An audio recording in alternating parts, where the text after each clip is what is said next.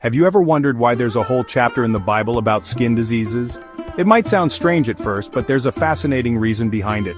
One that goes way beyond just medical advice.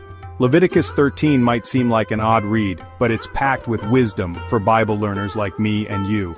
This chapter is a window into how ancient people understood health, community, and even their relationship with God. Let's break it down and see what's really going on in this ancient text. God gave Moses and Aaron a set of super detailed instructions to protect the Israelites. Not just physically, but spiritually too. These weren't just random rules, they were designed to keep the community safe and to teach deeper lessons about purity and holiness. Whenever someone found a swelling, a rash, or a shiny spot on their skin, the Lord said, "Go to the priest." Imagine the anxiety of discovering a strange mark and knowing you had to be examined in front of everyone. The priest wasn't just a spiritual leader, he was like a doctor and a judge rolled into one. Here's how it worked.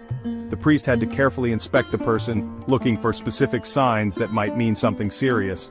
If the spot looked like leprosy, the priest declared the person unclean. This wasn't just about health, it was about keeping the whole camp pure and safe from harm. That meant the person had to live outside the camp for a while.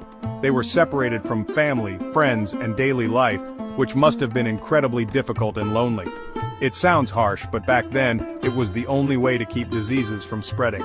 There were no hospitals or modern medicine, so isolation was the best defense against an outbreak. If the priest wasn't sure, he isolated the person for 7 days.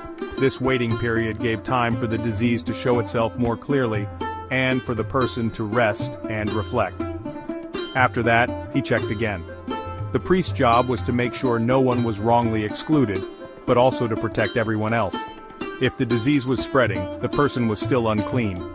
They had to remain outside the camp, sometimes for weeks or even months, until they healed, or the disease stopped spreading.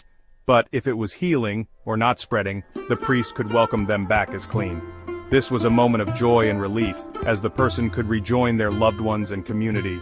It wasn't just about people either. The laws even covered clothing and fabrics, because mold and mildew could also spread sickness.